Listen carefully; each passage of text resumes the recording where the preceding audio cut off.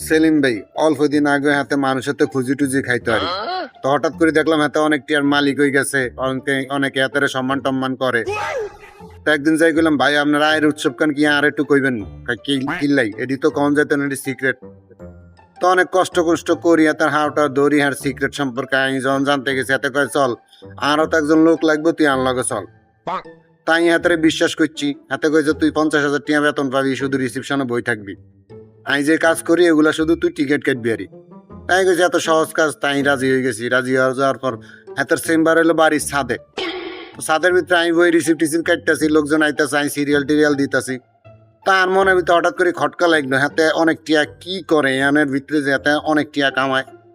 তাই কি করছি, আমি একখান টিকিট কাটছি, টিকিট কাটি এ লাইন ধরছি আরি, যে রিসিপশন একজনের দায়িত্ব দিছি ভারপ্রাপ্ত হাতে থাকবো। তাই টিকিট কাটি লাইনে ধরছি। তো এক কাজ যখন আর সিরিয়াল আইছে তখন দেখি কি হাতেরে এতক্ষণ ধরে যতজনে সিরিয়ালে ছিল সকলে মিল ইহারে কিচন মারছে।